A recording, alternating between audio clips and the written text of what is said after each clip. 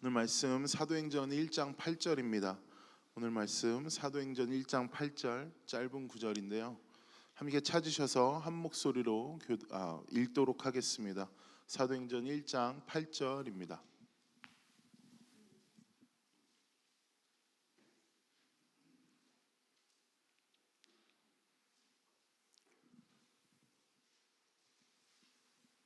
사도행전 1장 8절 다 찾으신 줄 알고 한 목소리로 함께 읽도록 하겠습니다. 시작.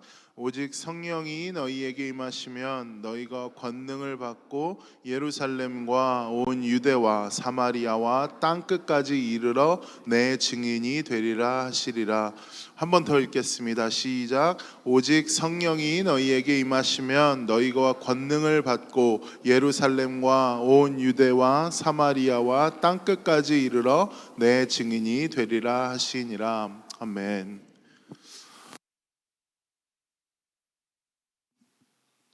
저희가 새벽마다 사도행전으로 계속해서 큐티를 진행하고 있습니다. 시작한 지 얼마 안 됐는데 사도행전 첫 부분을 보게 되시면 여러분도 아시겠지만 놀라운 사건이 하나 일어나게 되어집니다. 그것이 무엇이냐면 우리가 오순절 사건, 마가의 다락방 사건이라고도 이야기하는 성령님께서 그곳에 모여서 기도하던 예수님의 제자들에게 임하시고 예수님의 제자들은 놀라운 일들을 행하며 어떻게 보면 그 사도행전이 이 성령이 임하고 나서 이루어지는 진행되어진다고 이야기할 수 있을 정도로 사도행전 초반에 나오는 이 마가의 다락방 사건, 성령이 그들에게 임하는 사건은 굉장히 큰 사건이었고 우리가 오늘날 보기에도 굉장히 중요한, 그리스도인으로 살아감에 있어서 굉장히 중요한 사건이었습니다.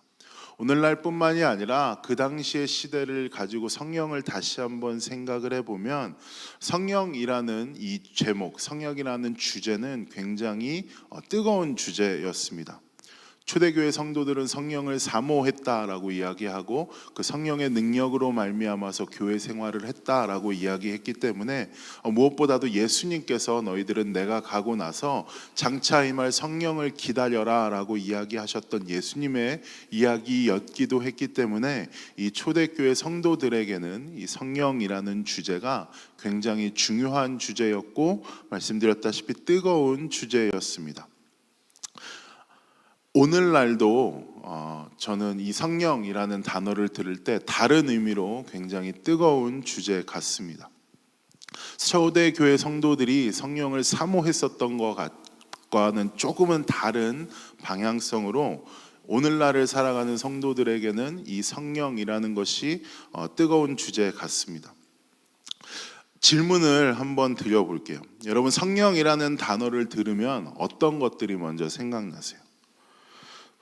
성경에 보면 성령은 예수님께서 우리에게 이야기하시를 우리를 사랑하는 하나님께서 우리에게 주시는 좋은 것이다 라고 예수님께서 얘기를 하시는데 그러한 예수님의 말씀에 여러분 동의가 되십니까? 이 성령이라는 단어를 들었을 때 초대교회 성도들이 사모했었던 것처럼 여러분은 정말로 성령을 사모하시고 아니면 성령이라는 단어 자체가 여러분에게 굉장히 유익하게 느껴지십니까? 아니면 성령의 능력으로 살아가라 라고 이야기를 하는데 여러분 성령의 능력으로 산다는 것이 무엇인지 여러분에게 어떤 의미인지를 좀 알고 계시나요? 왜 이렇게 성령이 오늘날을 살아가는 우리에게 다른 의미로 뜨거운 주제로 변했는지를 생각해 보면 성령이라는 것이 우리에게는 단편적인 모습으로만 보여지고 굉장히 겉에서 외관적인 것들만 두드러지게 드러나서 그런 것 같습니다. 성령이라는 단어를 제가 어렸을 때 들었을 때 어떤 생각이 들었냐 하면 뭔가 굉장히 과격 분자 같고 흔히 말해서 광신도 분위기도 좀 나는 것 같고 아니면 뭔가 좀 사이비 분위기도 좀 나는 것 같았습니다. 왜냐하면 겉으로 드러나는 굉장히 미스테리하고 굉장히 극적이어 보이는 외관적인 모습들 때문에 그런 것 같아요. 그래서 마치 저에게 성령이라는 것은 신앙의 고상함이나 우아함을 뺏기는 것 같은 단어처럼 들렸습니다.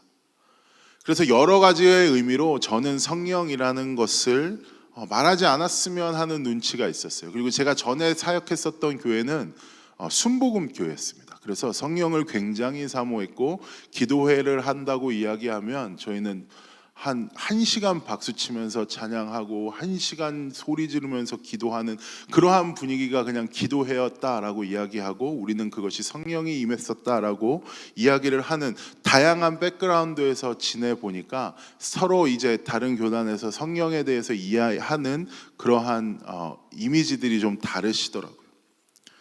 보편적인 이 장로교 안에서 저는 사실 장로교 백그라운드에서 굉장히 많은 시간을 보냈고 장로교에서 자랐거든요.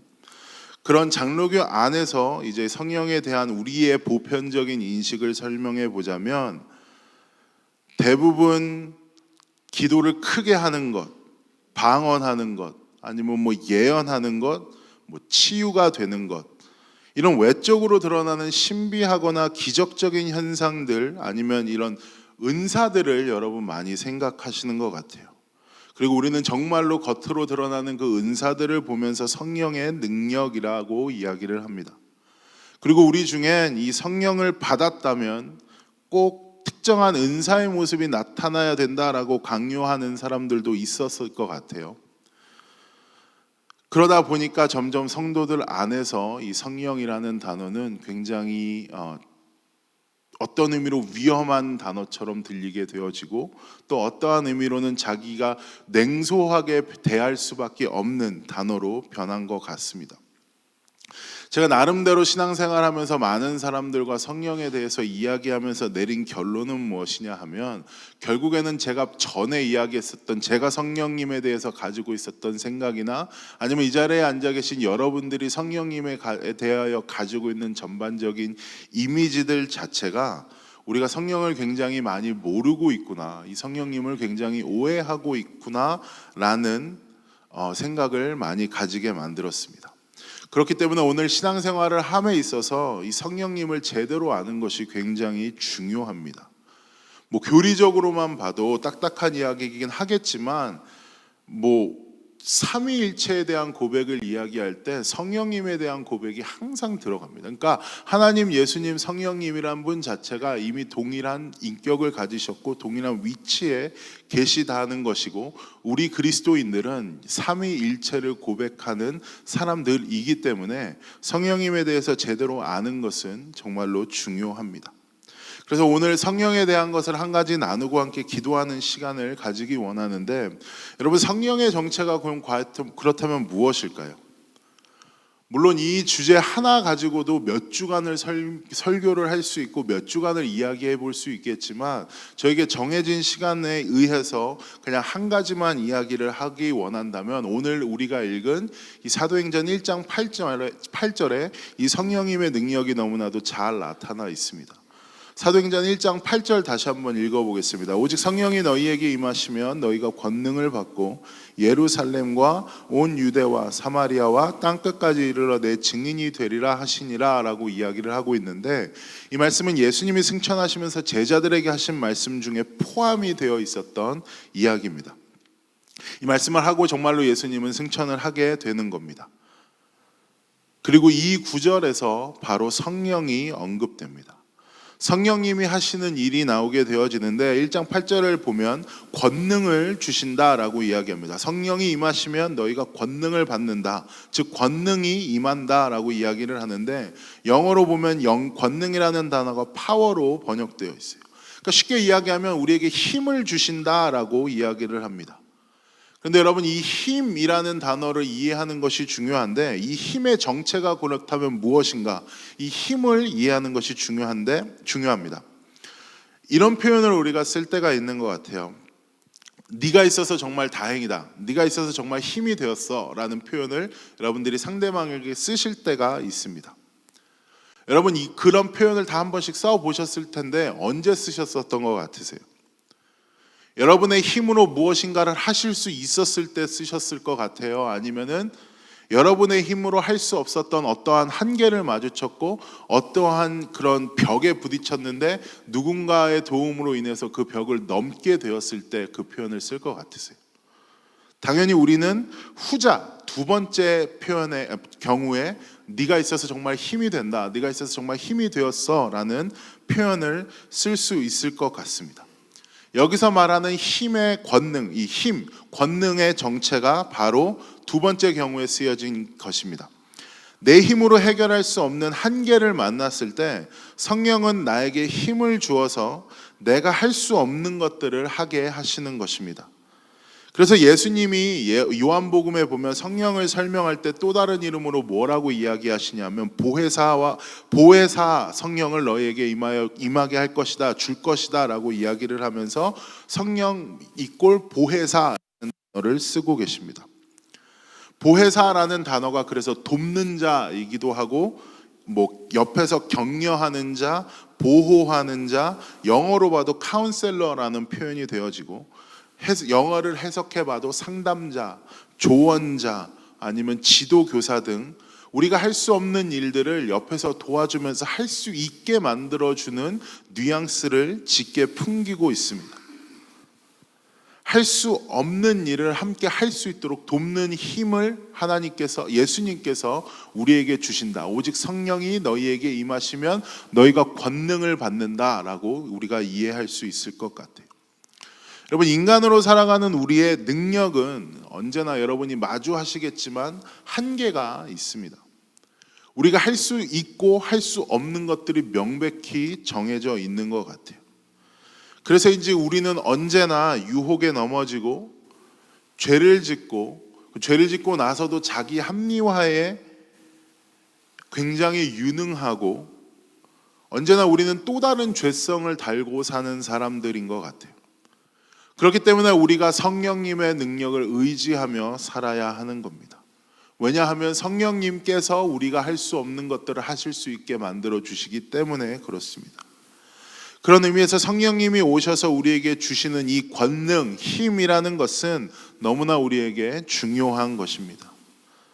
근데 문제는 사람들이 신앙생활함에 있어서 그래, 성령은 나에게 좋은 것을 주시는 분이고 성령은 나에게 있어서 어떠한 한계를 뛰어넘게 하시는 분이지라고만 생각하고 마지막 더 중요한 부분, 오늘 본문에 나오는 부분을 미스한다는 것입니다.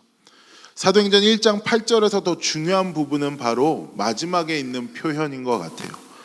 다시 한번 1장 8절 읽어보겠습니다. 오직 성령이 너희에게 임하시면 너희가 권능을 받고 예루살렘과 온 유대와 사마리와 땅끝까지 이르러 내 증인이 되리라 하시니라 라고 이야기합니다. 그럼 지금 결국에는 우리가 성령님께 권능을 받은 이유가 무엇이냐 하면 내 증인, 저기서 말하는 내 증인이라는 것이 예수 그리스도의 증인이 되기 위함입니다. 그러니까 즉 예수님이 누군가에게 소개가 되고 나의 이 성령님이 임하시는, 성령님이 일하시는 모습을 통하여 누군가는 예수님을 발견한다는 것인데, 그 예수님이 발견되어지는 지금 자리가 어딘지를 여러분 한번 생각해 보세요. 처음에 범위가 예루살렘이고요, 그리고 온 유대, 그리고 사마리아, 그리고 땅끝까지라고 얘기하면서 여러분 지도를 여러분이 한번 생각해 보시면, 쉽게 이야기하면 지금 예루살렘은 굉장히 작은 도시고 예루살렘 위에서 유대 지방 안에 예루살렘이 있고, 그리고 유대 옆에 같이 있는 사마리아 지방, 그리고 땅끝까지, 그러니까 쉽게 얘기하면 비버튼부터 오레건, 미국, 그 다음에 전 세계, 이런 식으로 점진적으로 퍼져나가고 있는 것을 여러분이 발견하셔야 합니다. 즉 증인이 되어지는데, 성령이 임하시면 권능을 받아서 우리가 성령 받은 모습으로 말미암아 누군가는 예수님을 알게 되는데, 예수님을 알게 되어지는 범위가 땅끝에서부터 점점 늘어난다라고 이 8절이 이야기하고 있는 겁니다. 저 본문 중에 여러분 땅끝이라는 단어를 여러분 좀 집중해서 살펴보겠습니다. 여러분, 저 땅끝이라는 단어는 문맥상 어떤 장소적인 의미를 당연히 포함하고 있을 거예요. 장소잖아요. 땅끝이니까 어느 곳에 여러분이 있을 거 아니에요. 하지만 저는 이 땅끝이라는 것을 여러분의 한계라고 좀 생각해 보기를 원합니다. 그러니까 나의 한계 가운데 있을 때 내 한계를 한 번 더 극복해내고 나면 또 다른 한계를 만나게 될 것이고, 또 다른 한계가 극복되어지고 나면 또 다른 한계를 만나게 될 때 그 한계를 계속해서 극복하게 되어지는 그 힘의 원리가 무엇이고 그 힘의 원천이 무엇이냐 하면 바로 성령님께서 우리와 함께하고 성령님께서 우리에게 주시는 힘으로 말미암는다는 것으로, 여러분들이 저 땅끝이라는 의미를 적용해 본다면 저 땅끝이라는 것은 내 마음의 땅끝 아니면 내 현실의 땅끝이 되어지는 겁니다. 그리고 아까 그 성령님께서는 한계를 극복할 수 있도록 도와주신다고 이야기했잖아요.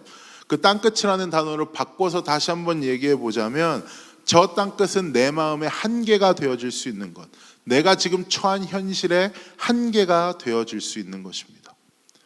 정리해 보면 성령이 우리로 하여금 우리가 할 수 없는 놀라운 일을 할 수 있게 능력을 주시는데, 그 성령의 힘이 발동되어지는 곳이 예루살렘, 유대, 사마리아를 넘어서 땅끝이고, 바꿔서 얘기하면 우리가 우리의 한계와 마주하게 되었을 때 그 한계를 뛰어넘을 수 있는 힘을 주시는 것이 성령이라고 정리를 해볼 수 있습니다.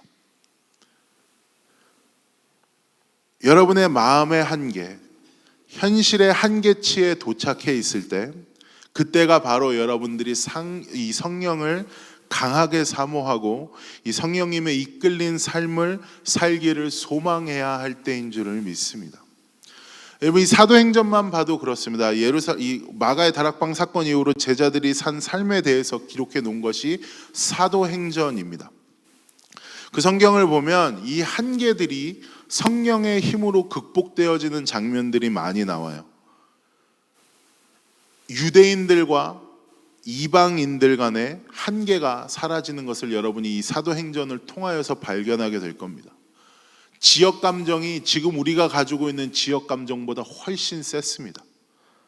서로가 서로를 정말로 좋아하지 않았어요. 그 지역을 지나가지도 않았습니다. 하지만 그런 한계를 뛰어넘습니다. 그리고 빌립 집사님을 여러분이 기억하실 겁니다. 에티오피아의 내시가 와 있을 때 빌립 집사가 뛰어가서 그 성경을 해석해주고 그 사건으로 말미암아 하나님이 다시 한번 누군가에게 소개가 되어지고, 그 이야기에서 보이듯이 유대인만 구원받아야 한다. 내가 선민이고 하나님께서는 유대인만, 하나님께서는 지금 이 오레곤 베델교회에 다니는 우리 성도들만, 아니면 나의 사랑방 식구들만, 아니면 내가 좋아하는 사람들만 이쁨 받아야 하고 내가 좋아하는 사람들만 하나님께서 축복을 보내주셔야 한다라는 그러한 사고방식이 성령님으로 인하여서 점점 깨어지기 시작합니다.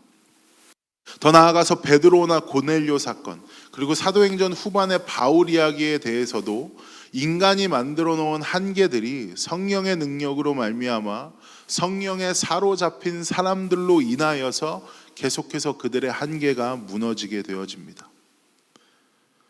여러분, 믿는 자 가운데 성령님께서 임하신다라고 분명히 이야기하고 있는데, 여러분 가운데 예수님을 믿는다고 고백하면서도 내 삶 가운데 성령님이 계시나 안 계시나라고 질문을 하고 계신 분이 혹시 있다면 여러분이 한계를 마주하고 있지 않아서 그래요.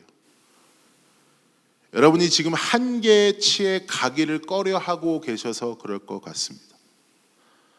하나님을 믿는 삶에 있어서 내 에너지나 내 시간이나 내 비용이 소모될 만한 그런 자리, 그런 피곤한 상황을 여러분이 잘 알아서 피하고 계신다는 것으로도 이야기할 수 있습니다. 내 삶 가운데 어떤 감정적 한계, 내 상황 가운데 어떤 힘의 한계를 마주하기 싫거든요.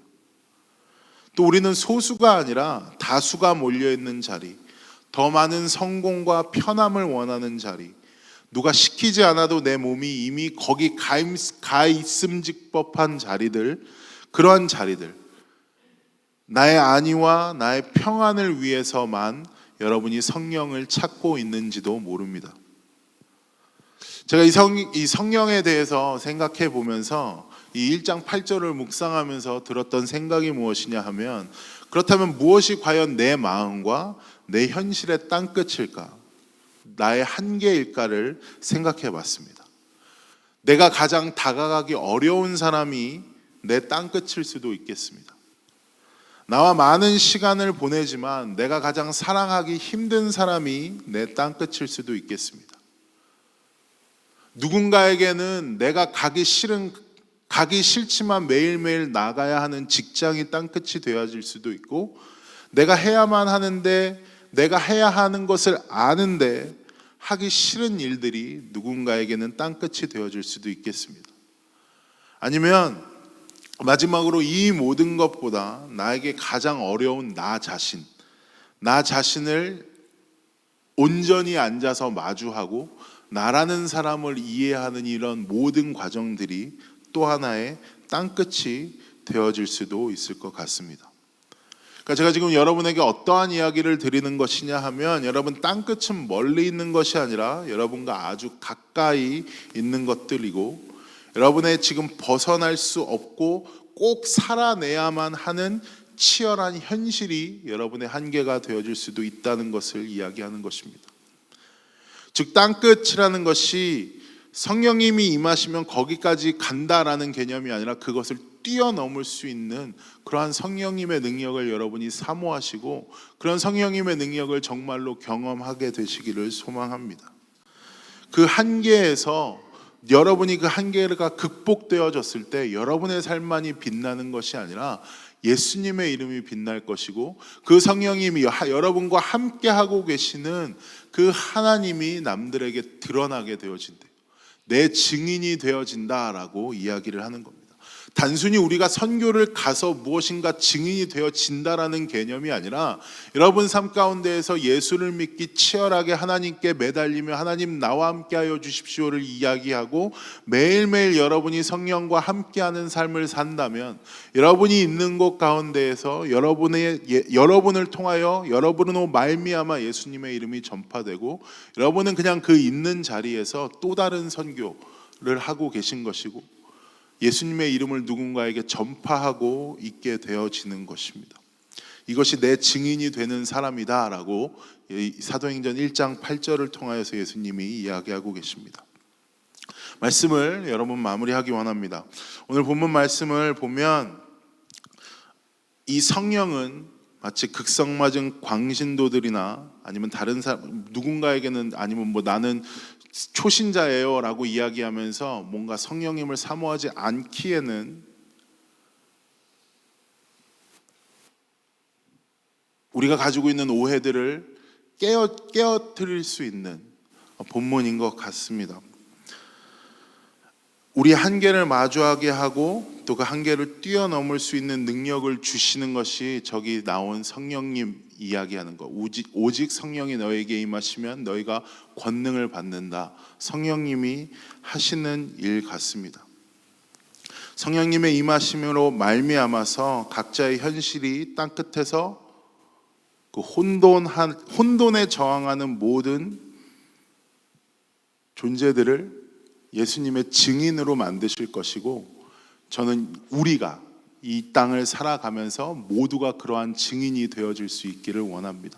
그래서 오늘 아침 기도하시면서 여러분 마음껏 성령님 사모하시고 또 그 성령님이 주시는 능력으로 말미암아서 하루를 사는 우리가 되기를 소망합니다. 제가 하겠습니다.